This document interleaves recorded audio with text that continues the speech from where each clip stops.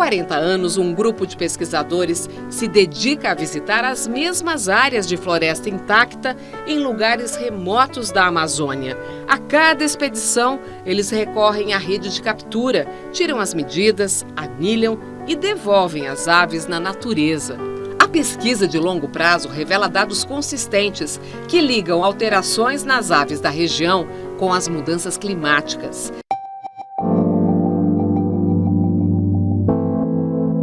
77 espécies nativas perderam tamanho e peso e muitas apresentaram asas mais longas. No Repórter Eco de hoje, o estudo que revela como o aumento da temperatura na Terra encolheu aves nativas. E veja também. O fotógrafo premiado Lalo de Almeida registra e denuncia a ocupação predatória e a destruição da maior floresta tropical do mundo. E ambientalistas se unem aos pesquisadores para criar um novo sistema de alertas e combater o desmatamento da Mata Atlântica até em fragmentos bem pequenos.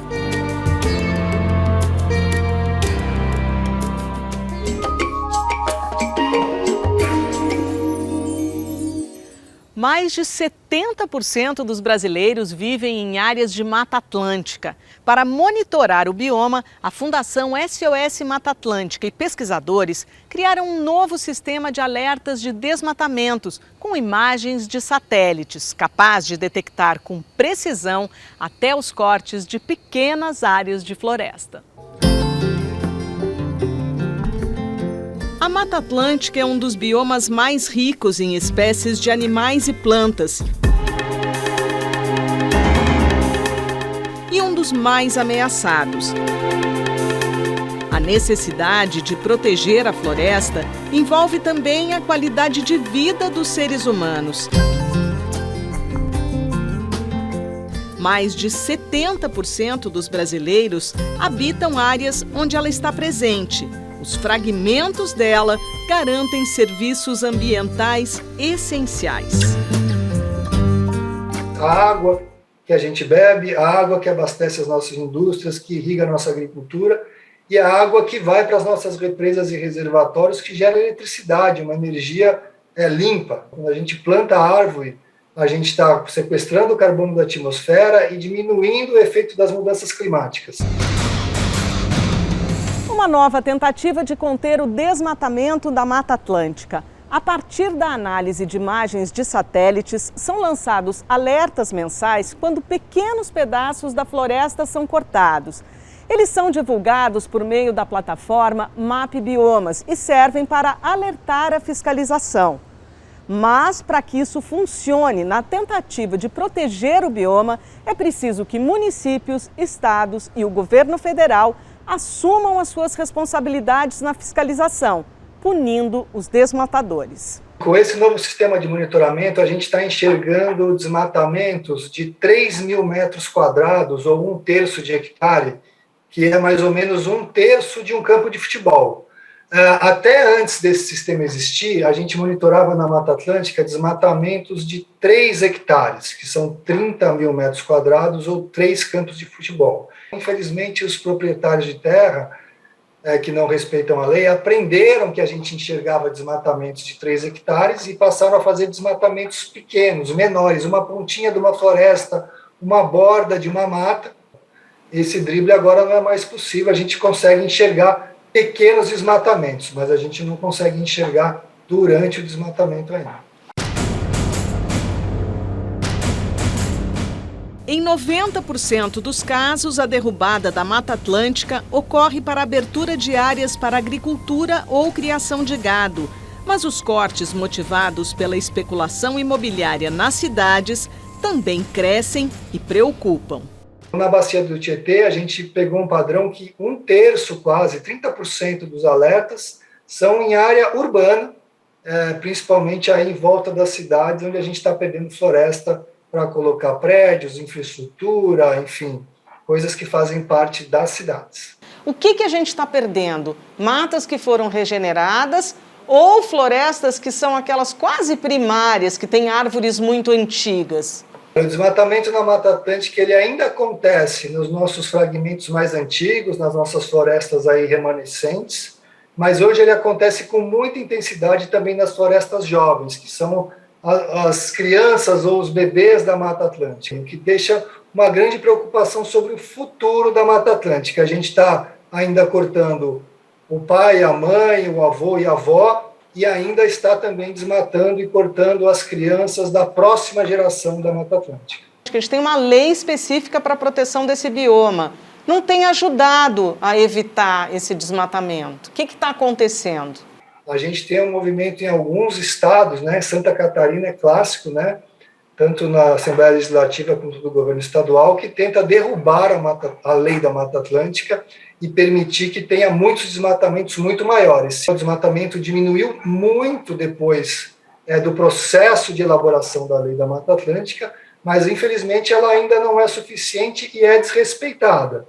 Com esse sistema de alertas, a gente vai dar informação para as entidades públicas que fazem a fiscalização, mas também para as empresas pararem de comprar desses imóveis que fazem desmatamento e os bancos pararem de dar crédito para quem também está desrespeitando a nossa lei.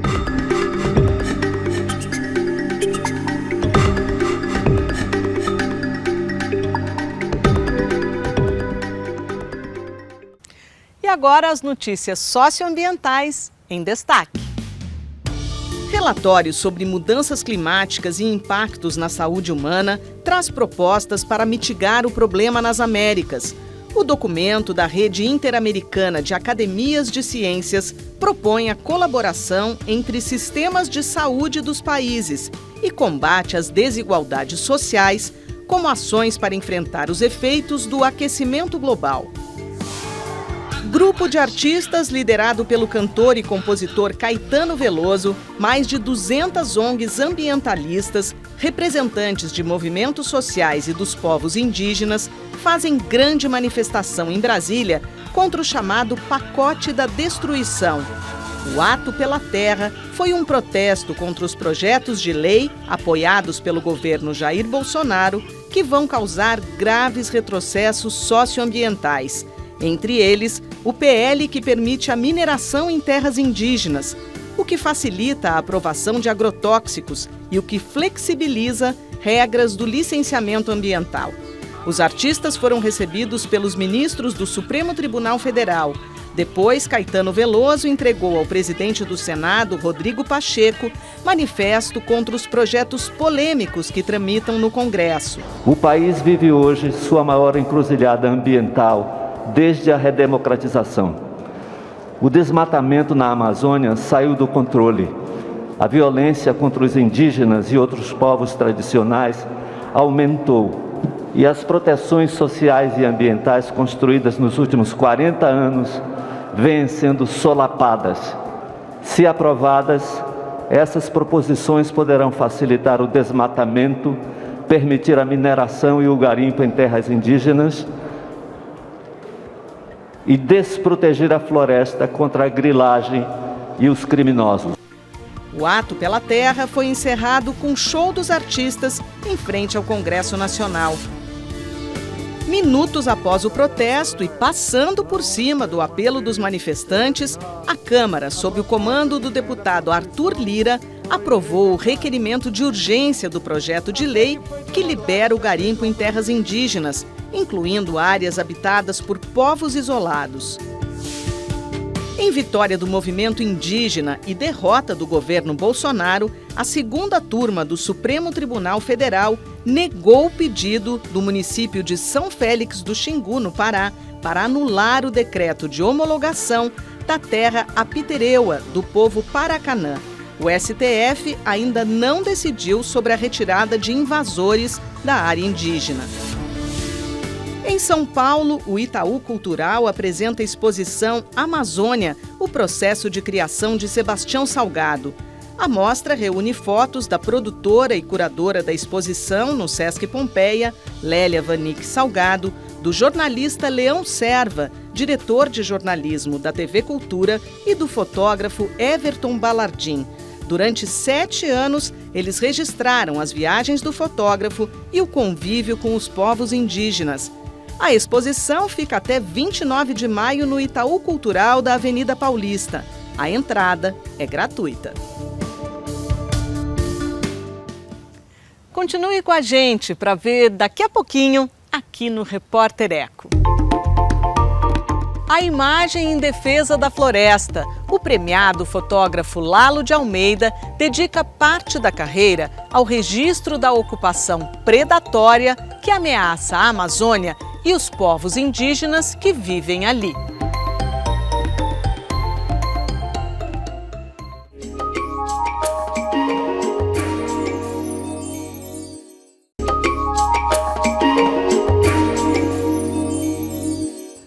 Lalo de Almeida é um dos mais importantes fotógrafos brasileiros. Com uma sensibilidade rara e muito cuidado na hora de fotografar, ele documenta e denuncia os impactos ambientais na Amazônia.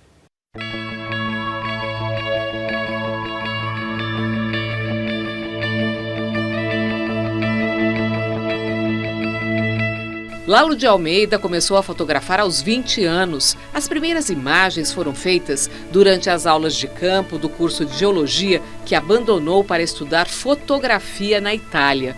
De volta ao Brasil, seguiu no fotojornalismo. Durante as queimadas do Pantanal em 2020, o fotógrafo registrou cenas chocantes que renderam a ele o primeiro lugar na categoria de meio ambiente do World Press Photo 2021, importante prêmio mundial na área de fotojornalismo.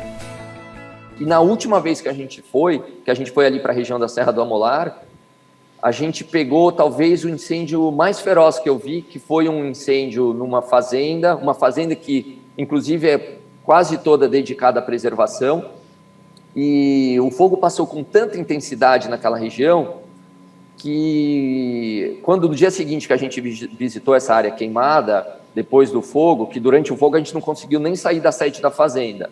Tamanha, assim, a gente só via o barulho do fogo, parecia uma turbina de avião, era uma coisa maluca. Há 27 anos, como fotojornalista da Folha de São Paulo, Lalo de Almeida também teve a oportunidade de fazer várias viagens para a Amazônia. Os registros da ocupação da maior floresta tropical do mundo ganharam força a partir de 2009, com a polêmica construção da hidrelétrica de Belo Monte, no Pará. Belo Monte era exatamente mais um desses processos dessa ocupação, né, ocupação da Amazônia pensada fora da Amazônia, sem levar em conta as populações, né, o desenvolvimento das populações locais e a preservação do meio ambiente. Era exatamente o processo que se repetia, que sempre aconteceu na Amazônia. A partir daí, Lalo de Almeida dedicou parte do seu tempo a documentar a ocupação predatória da floresta. Registrou a Transamazônica, o garimpo ilegal no Rio Tapajós e os impactos nas terras indígenas. A série de fotografias ganhou o nome de Distopia Amazônica. A grande parte dos brasileiros ainda vê a Amazônia como um lugar distante, quase como uma colônia fornecedora de matérias-primas, sabe, para o resto do Brasil. Quer dizer, o que a Amazônia fornece para o resto do Brasil, né? Madeira, minério, energia, e tem essa relação muito distante. A grande maioria do Brasil, eu acho que vê ainda a questão do meio ambiente e tal como um certo tipo de obstáculo para o desenvolvimento. É um modelo de ocupação violento, predatório. Você tem aí mineração, garimpo ilegal, você tem as madeireiras colocando fogo na Amazônia, você tem os grileiros. O que mais te chocou nesse trabalho que você pôde registrar pelas suas lentes? Tudo é horrível, né? Assim, toda essa destruição é um negócio que te choca. Mas eu acho que o que mais me perturba é ver como esse é um processo contínuo, onde você não vê assim, algum tipo de freio. Assim, você só vê a coisa aumentando. Eu estou fotografando isso há muitos anos. Então, desde 2009, muito intensamente. Já são 13 anos. E a sensação que eu tenho é que as coisas só pioram. E agora, como é que você mostrou o lado dos povos da floresta, dos povos indígenas, por exemplo? Como é que eles estão conseguindo se defender dessas invasões? Isso é a única coisinha que me dá um pouco de esperança. Porque eu acho que as populações indígenas hoje, são eles que estão defendendo a floresta hoje. Assim, basta você olhar as fotos de satélite, né? Quando você vê naquele mundão de área desmatada, você vê uns mosaicos preservados, é território indígena. São os indígenas que, de alguma forma, estão resistindo a essa ocupação predatória da Amazônia, né? Eu acho que eles são a resistência, na verdade. Com Distopia Amazônica, o fotógrafo ganhou recentemente o prêmio Eugene Smith. É o segundo brasileiro, depois de Sebastião Salgado, a receber este reconhecimento internacional. O prêmio, de uma certa forma, dá uma luz, né, o assunto Amazônia, para uma audiência maior, uma audiência internacional, porque eu realmente acredito que se alguma coisa, algum tipo de influência nesse governo for acontecer, vai vir de fora, das pressões de fora. Então, dos governos, dos investidores e tal. Para encerrar, Lalo, Distopia Amazônica segue? Você vai voltar para a Amazônia para seguir registrando a situação da floresta? Vou, sim. Inclusive, o prêmio, o Eugene Smith, ele é um prêmio bolsa, vamos dizer. É um prêmio para estimular o fotógrafo a continuar documentando o trabalho, né? O trabalho da Amazônia, da Distopia Amazônica, é um trabalho da vida, né? Assim, enquanto eu tiver energia para continuar fotografando, porque é desgastante, né? Assim, e além do tema ser desgastante, porque te deixa triste, você vendo tudo e tal, está cada vez mais difícil fotografar na Amazônia. Você, jornalista, indo para a Amazônia, você é visto como uma pessoa não bem-vinda, né? Você é vista como, na verdade, um bandido. E a pessoa que está extraindo madeira ilegalmente, que está extraindo ouro ilegalmente e tal, ele é visto como um cara legal, que está gerando emprego, que está trazendo desenvolvimento para a região.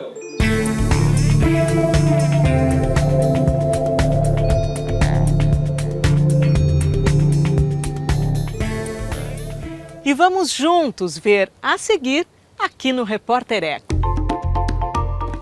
Estudo científico revela que o aquecimento global pode ter reduzido o peso de aves da Amazônia.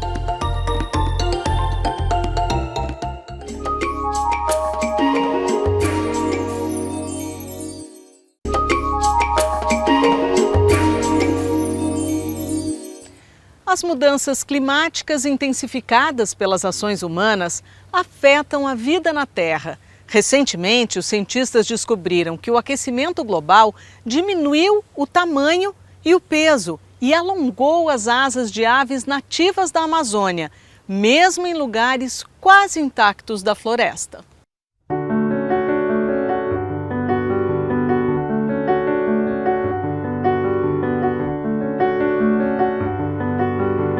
Há 40 anos, um grupo de pesquisadores se dedica a visitar as mesmas áreas de floresta intacta em lugares remotos da Amazônia. A cada expedição, eles recorrem à rede de captura, tiram as medidas, anilham e devolvem as aves na natureza. A pesquisa de longo prazo revela dados consistentes que ligam alterações nas aves da região com as mudanças climáticas.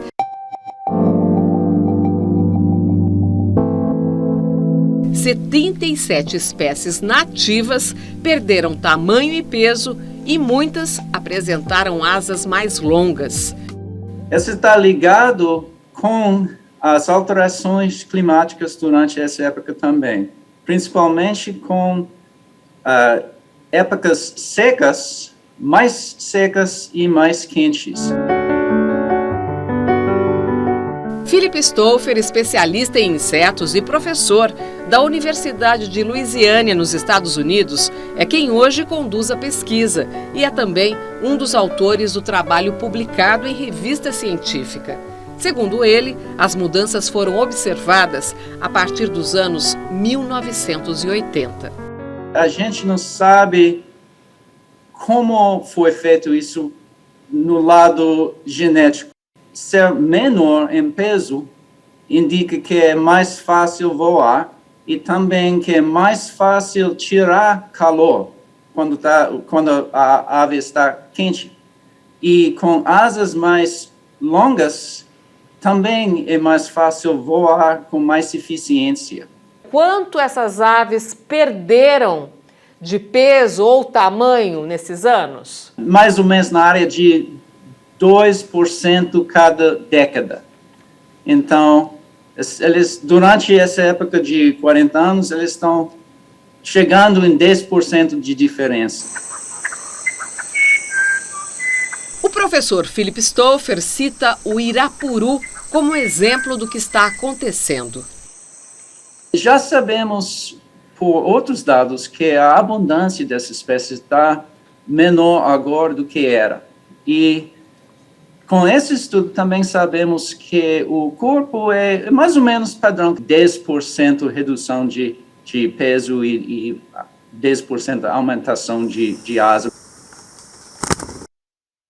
O Irapuru é uma avezinha, marronzinho, vive dentro próximo ao chão da floresta, no que a gente chama do subbosque, a parte escura próximo ao chão da mata, e mantém territórios permanentes o ano inteiro, sem mexer. O ornitólogo especialista em aves amazônicas, Mário Conraft, do INPA, Instituto Nacional de Pesquisas da Amazônia, não participou do estudo, mas acompanhou os resultados e se diz impressionado com o fato das aves serem afetadas no interior de uma floresta intacta. Quando você mexe, cortando a floresta, derrubando algumas árvores, fragmentando a mata por causa de criação de pasto, esse tipo de coisa, essas espécies do interior da floresta são as mais sensíveis, e a gente vê que isso é uma resposta às mudanças do microclima. Agora, ter mudanças nas aves dentro da floresta que não foi mexido, sugere que o microclima está mudando também. O que muda microclima numa floresta que está intacto é o macroclima, é o clima do planeta como um todo. Essa mudança climática a gente observa claramente em tudo quanto é lugar e está, de fato, impactando até a mata mais tamponada, mais protegida pela sua própria existência das mudanças, estão chegando lá também. Os estudiosos buscam hipóteses para explicar as alterações no corpo das aves. Espécies tendem a ter indivíduos menores em climas mais quentes e maiores em climas mais frios. A mesma espécie que ocorre em latitudes baixas, próxima à linha do Equador, é menor do que os representantes daquela espécie em climas mais frios e mais distante da linha do Equador. Agora, isso acontecer dentro de uma população no mesmo lugar é muito sugestivo. O clima está esquentando e os bichos estão diminuindo de tamanho. Então, parece razoável pensar que isso é uma adaptação. O fato que estão menores não quer dizer necessariamente que está sendo uma adaptação ao calor. Pode ser que estejam morrendo de fome, tendo dificuldade em achar comida suficiente. Estão perdendo peso, simplesmente emagrecendo. É muito difícil escapar à conclusão que são mudanças climáticas que estão causando esse efeito. Seja diretamente por causa do calor ou indiretamente através dos efeitos nas populações de presas da comida para os bichos. O ornitólogo explica que ainda não se sabe se a mudança ocorre somente nos indivíduos estudados ou se as novas gerações estariam nascendo com tamanho menor e asas mais longas. O que é que está acontecendo? São as gerações encolhendo ou os mesmos bichos emagrecendo, ou uma combinação das duas coisas, que é o que eu suspeito que seja o caso.